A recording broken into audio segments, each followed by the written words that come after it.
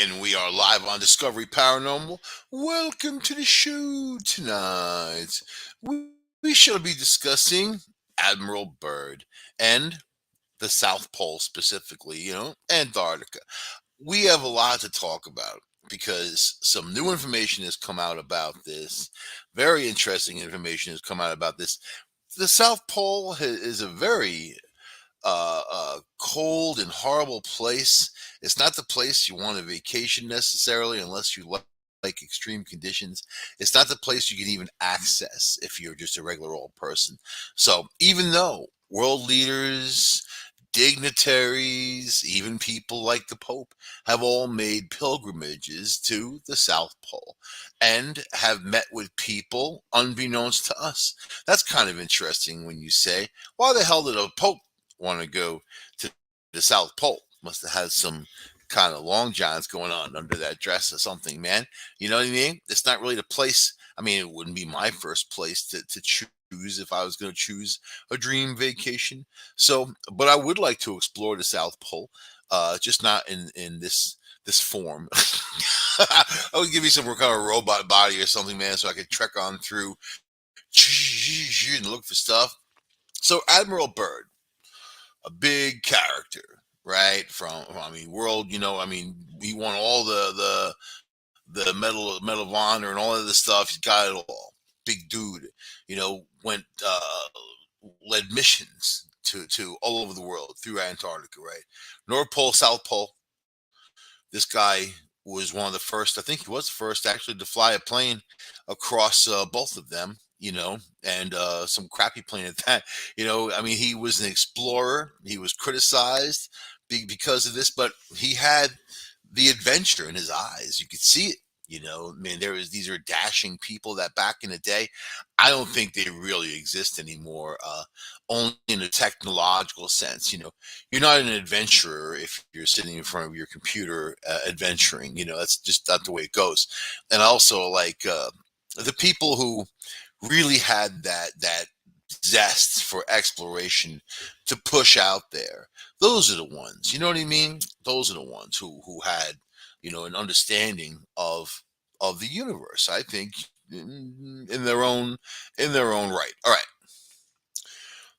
Did Admiral Byrd find an ancient civilization at South Pole? That's a very honest question, because there's a lot of people that believe it, and you're always going to hear your people out there. I try to keep things in my life at a focused, decent, reasonable spectrum of, hey, it's plausible, right? Like, the only time if you disprove something and show it to me that something doesn't exist, I'm happy to say, yeah, okay, that's cool. But when you hear all these stories, for all my life, I've heard stories about, a secret world in the South Pole and how the Nazis kind of exploited it, and they built bases inside of this thing, and then you see like the hoopla, Hollywood hoopla, where they make movies like that, or Journey to the Center of the Earth, where you go in there and there's a big sun up in the sky and birds and blue sky, that type of stuff, right? So the Earth ain't no snow globe. I'll say that, right? It's a ball of molten smeg floating through the universe at about 180 something thousand miles per hour by the time you calculate how it spins and us going around the sun, and then all this other stuff, and also the expansion of the universe, right? The Earth is moving. We are living on a hot lava rock, flying through the cold, cruel space. I hope I just made your day. It just made your day. That's us. It makes all the stuff that people get into very petty on this planet, doesn't it? When you start thinking that, like Carl Sagan said, we are this little blue dot that's out in space, and everything, all the stories, all the drama, all the history, everything that's ever happened is contained in this one little place. Yeah, we sent probes out there. We sent stuff out there with our history and whatever. But the reality is, we are what we are, and we should be able to help each other and to sustain instead of the opposite. It's the opposite. People have been at war with each other. The second one person knew that another person existed, man. So, okay, do I believe that there's a secret civilization in the South Pole? I don't believe that there's a secret civilization in the South Pole as it were when it comes to do I think that they're natives wearing grass skirts who are running around or ice queens or whatever? No, no. But I also know that the South Pole back in the day didn't have any ice on it. And when you look at the Pyrrhus Reefs maps, which go back before the Ice Age, how do you accomplish that? Before the Ice Age, you're talking about quite a long time ago, over a million years ago, right? Yeah, there's parts where it pivoted and whatever. Come on, man. How do you have detailed maps of the Earth, hyper accurate, detailed maps at a time where they didn't have anywhere near the technology, not even to understand how to make maps like that? So at some point, Pyrrhus got a hold of maps that came from somewhere else, right?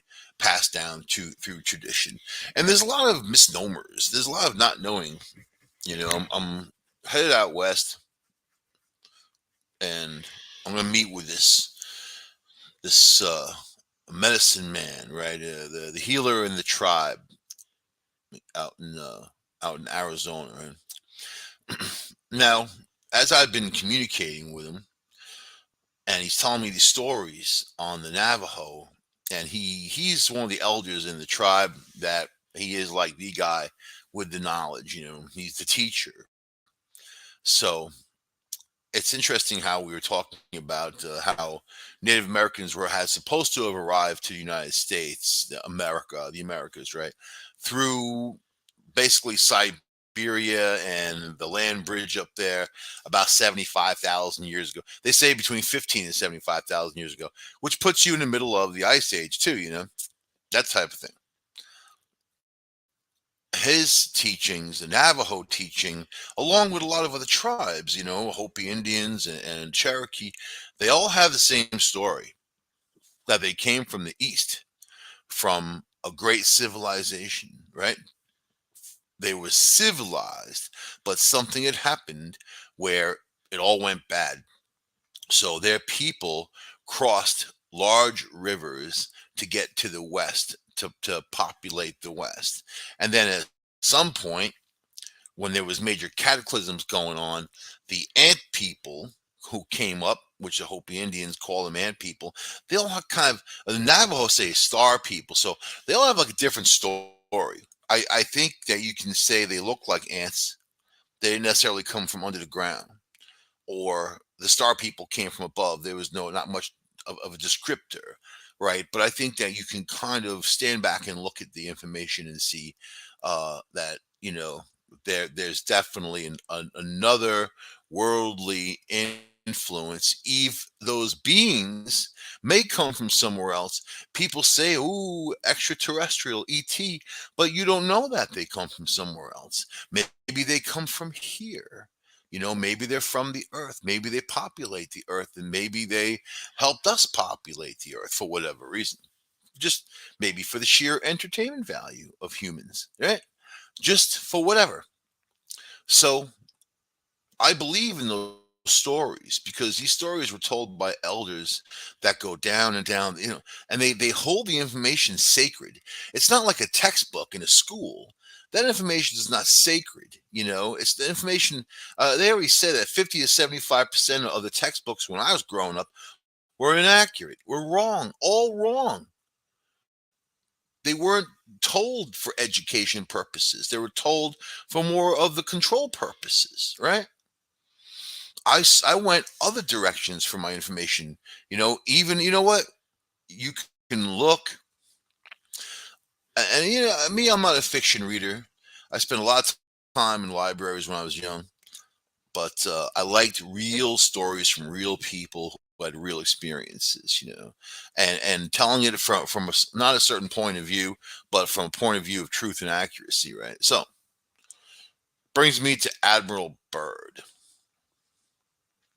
All I'm saying is have an open mind when you listen to these stories, because I know what people believe, I know what people don't believe, and it's all subjective, right? I don't try to convince anyone of anything because I don't have the time, the drive, or the wherewithal to try to do that. I really don't care what anyone believes. Belief is a stupid word to me, just like hope and just like prayer. They're words that are useless. Useless. You know, if you want, I mean, people confuse the words hope and faith. You can't do that. Faith is a whole different thing. Faith is something that you can use to your advantage. Faith is something that you have in yourself. Hope just puts something on somebody else's lap that you're just hoping for something to happen, and you really have no much control. You need to control everything around you. You need to create the world around you. You need to imagine the world around you. You need to focus on that. You need to plan it, and you need to build it and do it. It's that simple, right? It really is that simple. So, do I believe in the star people? Yeah. So the story was that all of these people, all these tribes, heard this type of music, something, and they were drawn to a certain location. They traveled long and far. It didn't just happen like, I kind of have the area in the Southwest where all this stuff kind of comes together, and right around the four corners, of New Mexico, Colorado, Utah, and Arizona. So that's why I'm trekking out there, and I have some unfinished business to do with the Grand Canyon and some other stuff. But anyway, I believe they all went to the one place, and then there was these ant people or these star people who took these guys, and they took them away for a time, until these cataclysms were over, and then they brought them back, and then the Earth was very different. And they call it that entering, the first world, second world, third world, fourth world, right? So when you enter this world, and even though time is different from the different worlds as has been described to me, but this world had changed dramatically.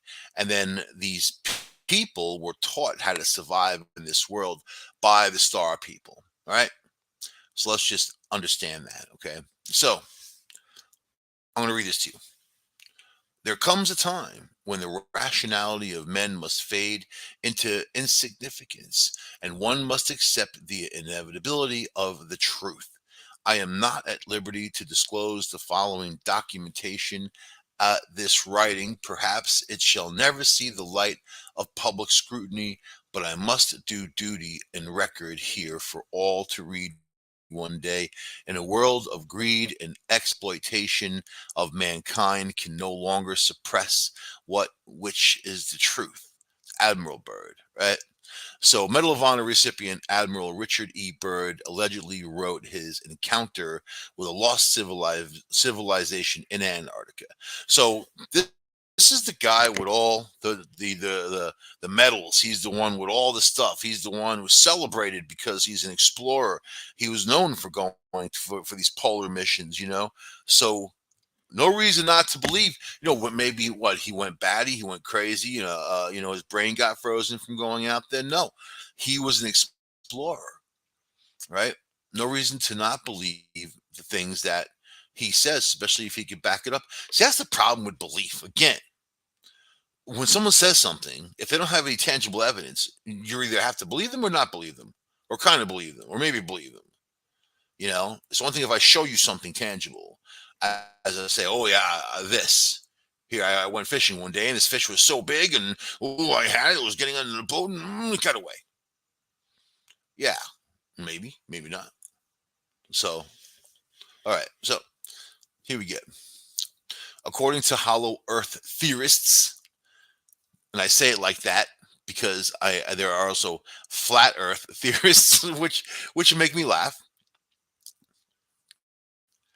Byrd met an ancient race underground in the South Pole. How was this left out of Byrd's mission, Operation Highjump? Could it be one big hoax conspiracy, right? Because you got to look at both sides, man. Because, people are bored. And people love to have conspiracies, and a lot of things are conspiracies because humans also love to cut each other down and to play the game. So there are conspiracies all the time because they create them. They create them, right? Especially powerful people, powerful politicians, or the big CEOs, anybody with money that can shove it around, and people will do anything for money apparently. So, according to Byrd's diary, the government ordered Byrd to remain silent for what he witnessed during his Arctic assignment. So already you have the government saying, "Shut up, don't say anything. You're a soldier. Take your orders." Nothing, right? Now that could be because of anything, because you know how paranoid the government is, especially back then, especially now. They don't want to tell you anything. They don't want to tell you how much toilet paper is used in the Pentagon a month, let alone release any other secrets like that whole UFO report. I told you it was going to be BS. They weren't going to tell you anything that you didn't already know. In fact, they still cover it up with caca when they were like, "Oh, they're not alien," or "We don't know," or really, really. All right, so here you go. March 11th, 1947. I have just attended a staff meeting at the Pentagon. I have stated fully my discovery and the message from the master. All is duly recorded. The president has been advised. I am now detained for several hours, 6 hours, 39 minutes to be exact. I am interviewed intensely by top security forces and a medical team. It was an ordeal. I am placed under strict control via the national security provisions of this United States of America. I am ordered to, and this is all capital letters, I am ordered to remain silent in regard to all that I have learned on the behalf of humanity. Incredible exclamation point. I am reminded that I am a military man and I must obey orders. So, just in that little statement right there, you have a guy who is an explorer who found something amazing and wants to tell people about it, wants to bring it out to the world. At the same time, you have the military, the government anyway, telling him you can't say a word. We'll put you under the jail, right? They make people disappear. They black bag people all the time. Who, where the hell do you think the term black bag comes up? They don't take people away for this type of stuff.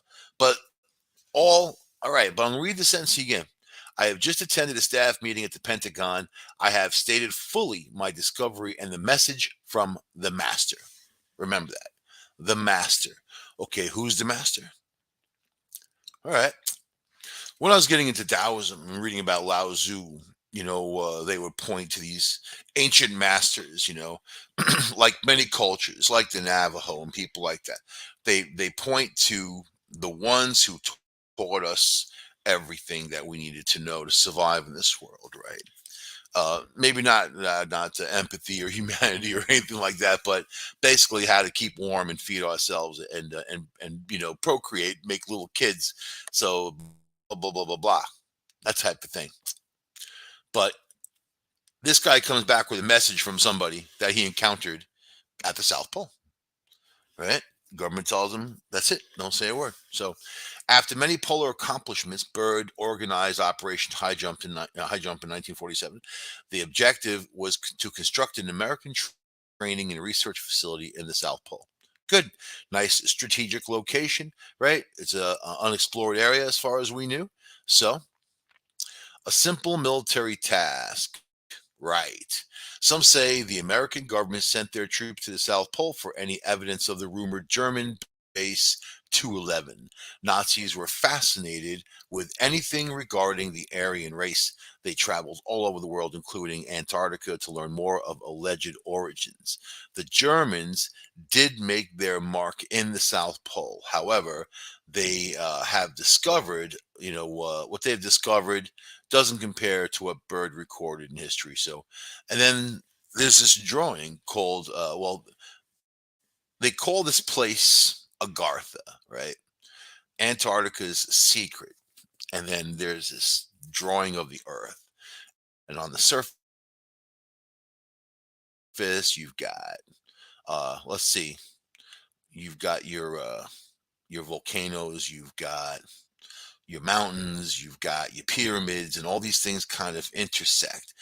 They claim they found pyramids on the South Pole.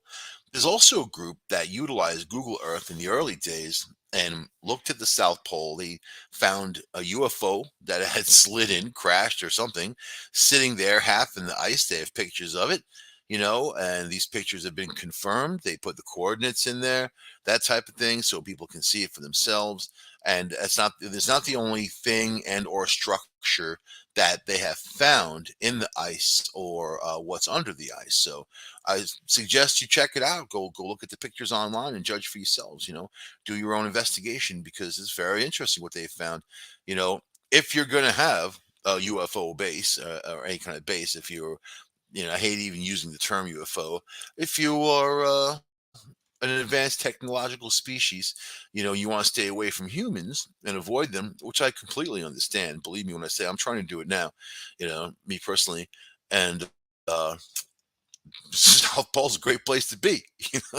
It's also the only place on the earth where it doesn't rain, which is kind of interesting, just to add that. So, but on this map, you go inside this holes, and here's Agartha, the land of advanced races, the city of Shambhala, and they have spaceship base to and from other galaxies, mountains higher than outside, man-made tunnels, all this stuff, forests, ocean, you have it all, right?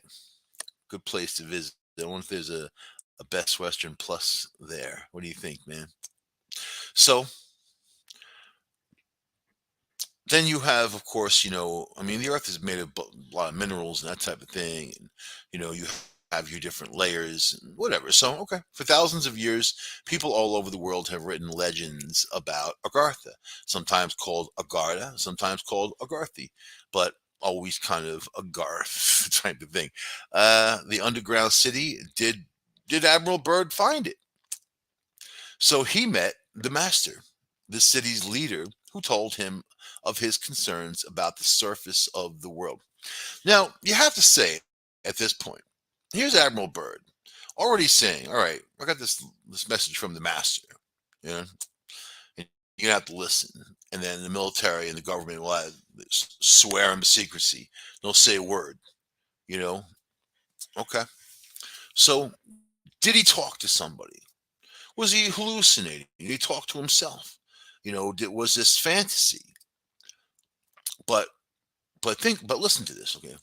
So he said, our interest rightly begins just after your race exploded the first atomic bombs over Hiroshima and Nagasaki, Japan.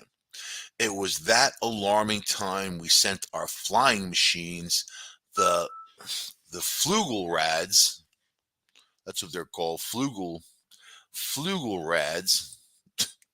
to your surface world to investigate what your race has done. You see, we have never interfered before in your race's wars and barbarity, but now we must, for you have learned to tamper with a certain power that is not for your man, mainly that of atomic energy. Our emissaries, my brain's burnt, have already delivered messages to the powers of your world, and yet they do not heed. So now you have a little struggle going on. The master pissed off because we're lighting off atomic bombs like fireworks. But if it wasn't for us to have mankind, then why do we have it? You know what I mean? And if you're an advanced race, you're that powerful, you made sure. It just seems like the atomic power to me is natural progression. And whenever you discover something amazing, something huge, something so powerful, there's going to be mistakes made. And then you start learning how to control it and then use it to your advantage for the betterment of your people. That's how it's supposed to work, isn't it? Maybe not.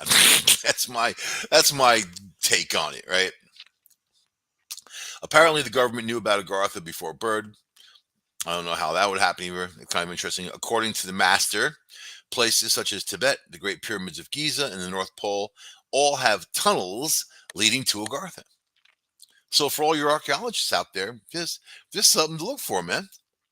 Tunnels. They just found another Sphinx not long ago in Egypt that was buried under the sand. A lot of these things are buried under the sand. But look at the South Pole with all the ice. And there are pictures of pyramids. I mean, these are perfect structures, covered in debris and dirt and whatever. But they're pyramids, man.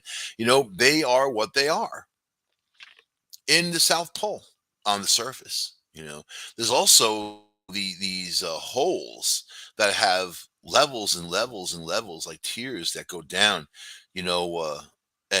And it looks like it was made, looks like it was manufactured, looks like somebody made it. Maybe nature. I don't never see anything like that in nature.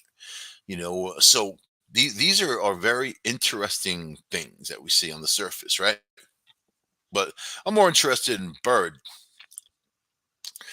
and really who this master is, and how much is a one-bedroom apartment down there in the center? Because I'm looking, and you know what? People want to get out. People want to leave, especially in New York.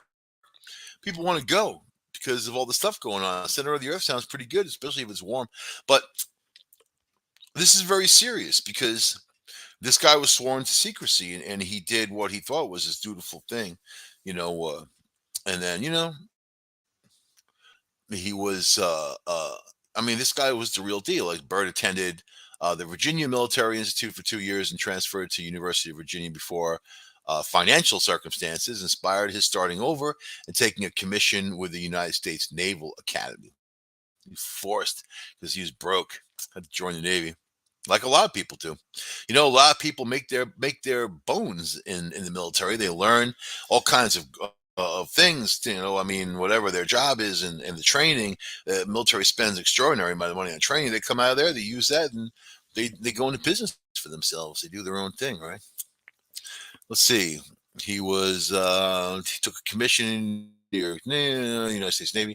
He was appointed as midshipman in 1908. This guy goes way back. While in Naval Academy, he suffered 2 injuries to his right ankle playing football. And that was real football back in the day. I mean, these guys didn't even use helmets, man. While dismounting a gymnastic ring during competition, he hurt his foot also. Although he was allowed to remain in the academy, his injuries eventually led him a forced retirement from the Navy in 1916. In 1912, he graduated from the Naval Academy, was commissioned ensign, and the rest of the story there. He was then, I guess, he was assigned. This is before he had to retire, to USS Wyoming. During service in the Caribbean, Byrd received his first letter of commendation. So you can go online and read all about this dude. He went through all the wars. First World War, after the war, 1926, his North Polar flight. They flew over the North Pole, and that was a pretty big deal. He was an explorer, and also there's a lot of controversy surrounding him because of that. So okay, let's move on. This is where the truth starts getting interesting. If you want the truth about America, you got to look at other countries and listen to them, because they have, like, when I want to read the news, I don't read the American news about America. I read like what England's got to say or Israel's got to say. I look for reliable sources in there, not people with an axe to grind like France, but reliable sources. And that's how you learn what the hell's going on, and vice versa. For people in England, their own publications aren't going to print what the hell's going on. You got to look elsewhere, right? So the Russians come out with a documentary in 2006. An extraordinary 2006 Russian documentary was recently translated to English, revealing new information about U.S. Navy Antarctica expedition in 1946 and 1947. Originally scheduled for a 6-month period, the scientific expedition was officially called the United States Navy Antarctic Development Program, given the operational name High Jump. The naval component of the Operation Highjump was known as Task Force 68 and comprised 4,700 military personnel, one aircraft carrier, the USS Philippine Sea, among the largest of the carriers of the time, and a number of naval support ships and aircraft. The naval expedition was headed by famed polar explorer Admiral Richard Byrd, who had been ordered to consolidate and extend American sovereignty over the largest practical area of the Antarctic continent. Byrd's expedition ended after only 8 weeks, with many fatalities, according to initial news reports based on interviews with crew members who spoke to the press while passing through Chilean ports. So after this had happened, this terrible thing, because they were attacked, ships were sunk, people were killed, airplanes were flying into invisible force fields and exploding in the air. This was all in Byrd's information that he wrote out, and they took it all. It's gone, right? And they're not going to tell you what's going on there. So rather than to deny the heavy casualty reports, Admiral Byrd revealed in a press interview that Task Force 68 had encountered a new enemy that could fly from pole to pole at incredible speeds. There you go. How's that? And this is the Russians. No reason not to believe the Russians, right? Yeah. Of course, you know what? The Russians are more forthcoming with information as long as it's not their own. You probably can't find out how many girlfriends Putin has, but you can definitely find out what's going on in other countries, right? Admiral Byrd's statements were published in the Chilean press, but never publicly confirmed by U.S. authorities. Indeed, Byrd did not speak again to the press about Operation Highjump, leaving it for researchers to speculate for decades over what really happened and why Byrd was silenced. After the Soviet collapse in 1991, the KGB released previously classified files that cast light on the mysteries Byrd, basically the mysterious conditions that Byrd led the naval expedition in Antarctica. In 2006, Russian documentary recently translated, made public for the first time, a 1947 secret Soviet intelligence report commissioned by Joseph Stalin of Task 68's mission was, to Antarctica. The intelligence report, gathered from Soviet spies embedded in the U.S., revealed that the U.S. Navy had sent the military expedition to find and destroy a hidden Nazi base. On the way, they encountered a mysterious UFO force that attacked the military expedition, destroying several ships and a significant number of planes. Indeed, Operation Highjump had suffered many casualties, as stated initially in the Chilean press. While there is a possibility the report resulted from U.S. disinformation fed to a known Soviet mole, the more likely explanation is that the report exposes the first known historical incident involving a battle between U.S. naval forces and an unknown U.S. force stationed near Antarctica. Okay? So now think about that.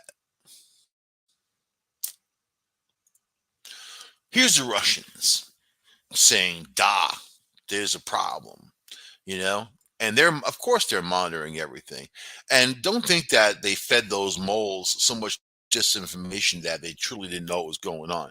Information was flowing pretty freely as long as these people were able to get in there and intercept. Right, there wasn't a lot being held back. You have a guy out there now who, back in the 60s, was somebody who fixed machines that were like these topography machines and all that, so they can map out different places. So they had all these pictures of the dark side of the moon, and they invited this guy in to help fix the machine. And while he was there, the agent there was telling him about they found bases on the moon. We're not supposed to go near there. We were warned to stay away all on the dark side of the moon. We can't see it, right? That type of thing. This guy was just some normal schmo who fixed machines. He felt like he didn't even deserve to hear the information. He was afraid actually when the guy was telling him this stuff because this guy's looking at the pictures of these bases of the moon.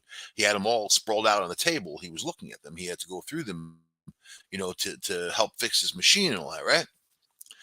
The guy had thought it was NASA. It turned out to be the NSA, right? So it's just interesting that there's a bigger thing going on, and that governments don't tell people anything, and especially the bigger governments. If you got the China, you've got Russia, you got United States, you got the UK, you've got Australia, you've got the first world, if you want to say that.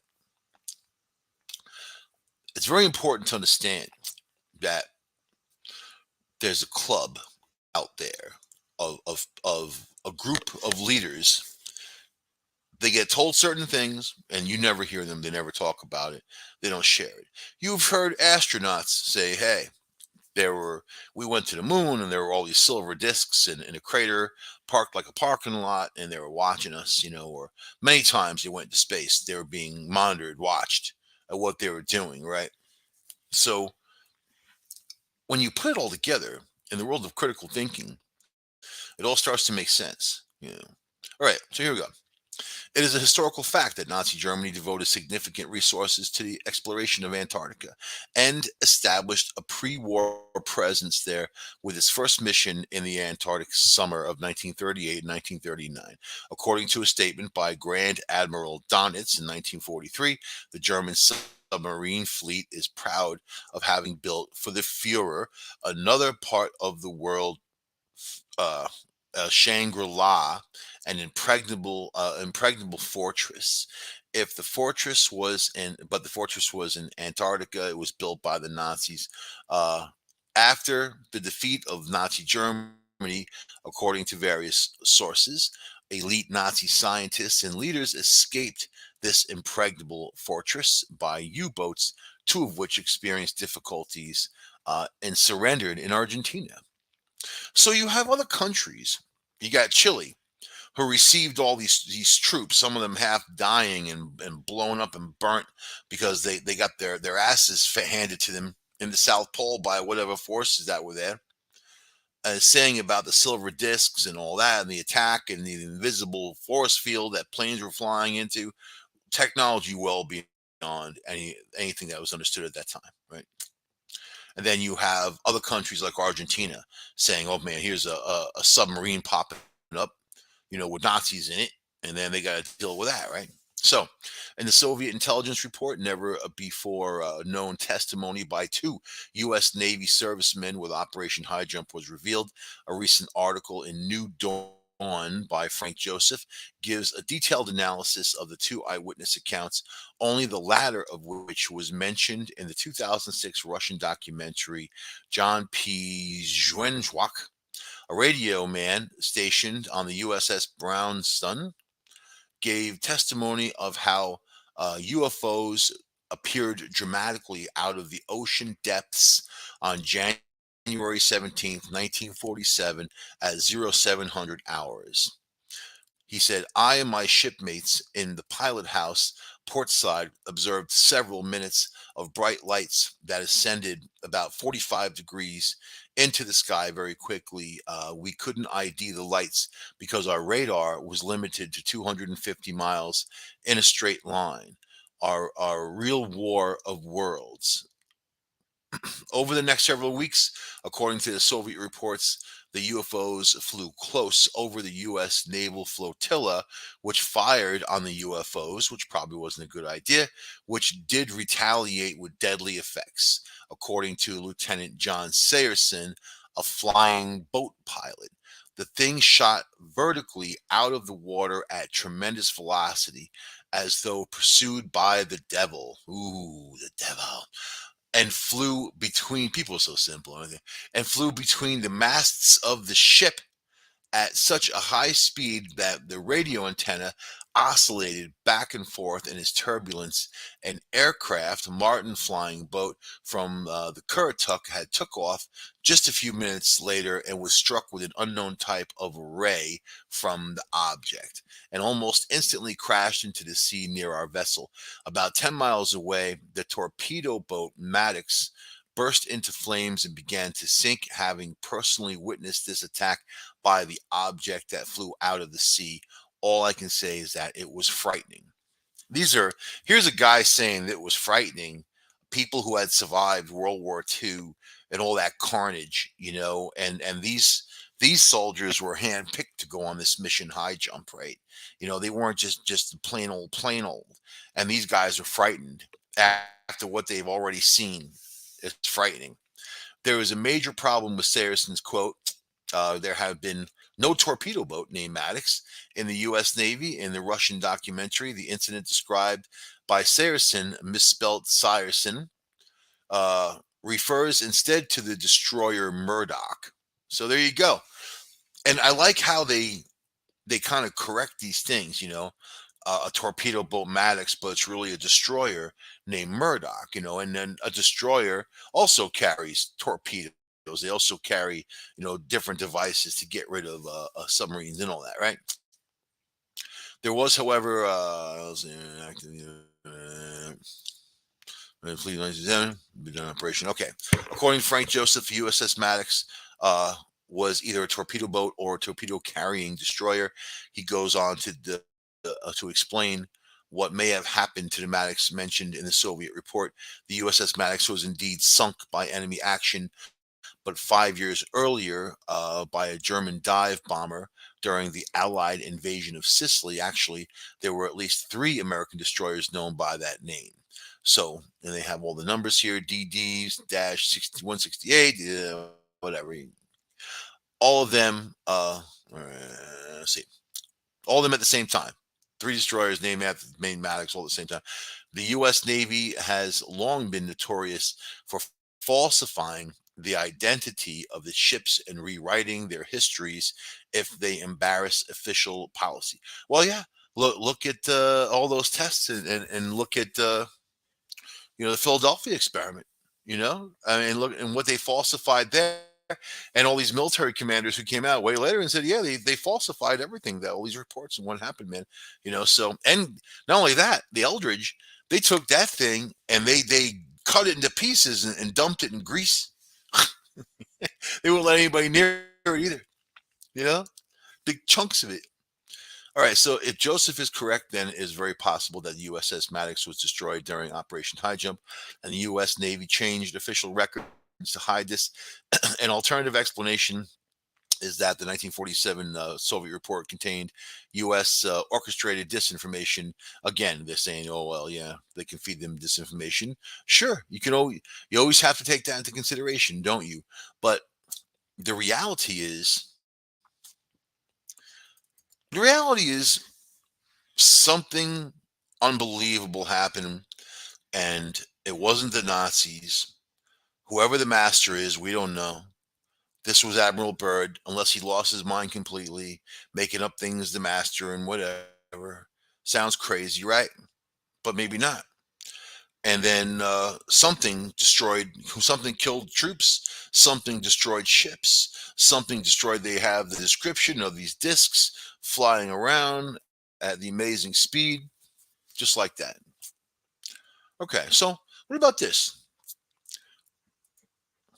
I'm going to add this for you. And did I get to everything? Hold on a second. Yeah, okay. 14 greatest mysteries of Antarctica. This is not anything to do with what I was just talking about. This is just what goes on there. Underground lakes, deep lake, blood falls, unusual creatures, ancient fossils in rainforests, a Gamburtsev mountain range, singing ice, the giant hole, Mount Erebus, Southern Ocean, McMurdo dry valleys, Arctic fungi, ancient meteorites, and aliens, Nazis, and the lost city. This is just a compilation put together of the stuff that's either been discovered or whatever. A lot of it tangible, right? Okay, and we don't have much time, so I'll get to a couple of them. How about Deep Lake? Deep Lake is an inland lake in East Antarctica and has fascinated scientists for years. The lake sits 55 meters below sea level, with water salinity increasing as it gets deeper. Its salty waters are comparable to the Dead Sea and are 10 times saltier than the ocean. This means that water does not freeze despite temperatures reaching 20 below zero centigrade at its deepest point. The lake is practically inhabitable, with one of the least productive yet remarkable ecosystems in the world. Scientists have found four microbe species living in the waters, although it's dangerous for most other animals. Some penguins have been spotted swimming near the water, but they can easily die if it gets colder. Okay, Blood Falls. In the Murdu Dry Valley, a bright crimson five-story waterfall pours out of Taylor Glacier into Lake Booney. It looks like a gush of blood from a wound of ice, but scientists have recently discovered cause the cause of this mysterious phenomenon. Usually, if it's blood water or something, it's going to be some kind of like algae or whatever. But the water that feeds Blood Falls was once a salty lake and now cut off from the atmosphere due to the formation of glaciers up top. The water is preserved 400 meters underground. That's kind of interesting. Unusual creatures, and they got what do they got? The crustaceans, colossal squid, leggy spiders the size of dinner plates, giant worms with shiny golden bristles, and a large sharp toothed jaw. You know, it's funny. Booney Falls. Like, who names these things, man? You know, I was looking at a map of Pennsylvania, Intercourse, Pennsylvania. Yeah, really? I mean, very horny. Had to, you know, next to Hornyville, next to who that baby's daddy, Pennsylvania. You know, like there's even a bump ass Virginia. There's a lot of weird stuff, man. And who lives in these places? That's what I want to know. Ancient fossils in rainforests. Let's see. Antarctica is an ancient land that has undergone some incredible transformations over a million years before it became a frozen desert. After the Ice Age, Antarctica was actually a warm region with rainforests and possibly civilizations. So already, let's say that you have this amazing ecosystem. You got these rainforests. You have a civilization that has great technology, and they grow and grow. Let's say the civilization is 2 million years old, right? You know, our civilization, humans, and our technological capability anyway is just a little more than 100 years, if you even want to call that technology, right? So imagine a species that had been around for 1 million years, but is able to create, and obviously concerned that we're lighting off atomic bombs. You know what I mean? Concerned, man. So, but here you have these stories about the rainforest, right? Scientists have also found tons of fossils and marine animals, birds, and dinosaurs from the Cretaceous period. Among the smaller species, they've uncovered the fossils, forewings of a beetle, species that lived between 14 and 20 million years ago in a warmer climate, and tiny single-celled fossils, all that, right? So, and what about they got a mountain range? Antarctica holds many secrets beneath the vast sheets of ice. Even a massive mountain range, let's see, 3,000 meters. That's pretty good. And we're going to end the show shortly. So I'm just kind of, how about the giant hole? Ooh. A hole the size of Ireland opened in Antarctica in 2017, known as the Polynia. The hole is nothing new, except with the span of 78,000 square kilometers. It's the largest hole to be observed since the 1970s, and the first one to open in 40 years. Found in the Weddell Sea of the Southern Ocean, the Polynia was formed due to the warmer, saltier water found in the deeper parts of the sea. All right, boring. Eh, Mount Erebus, we got that. Was that here's that? Was that pyramid, man? Because they got some cool pyramids there. They got like pyramids. Oh, these are pyramids. That's all I see is a pyramid. Can nature make that structure? I don't know. It looks pretty damn exact. You know, here's a lost city. Let's see. Every year there are dozens of reported UFO sightings, while Google Earth has captured some unusual activity said to be the work of aliens. It's a hotspot for alien hunters, so keep your eyes peeled for any kind of bizarre lights in the sky. The mystery of Antarctica continues deep below its surface, where no one has gone before. It is said that the lost city of Atlantis is hidden beneath the kilometers of ice. So then you drag Atlantis into it, right?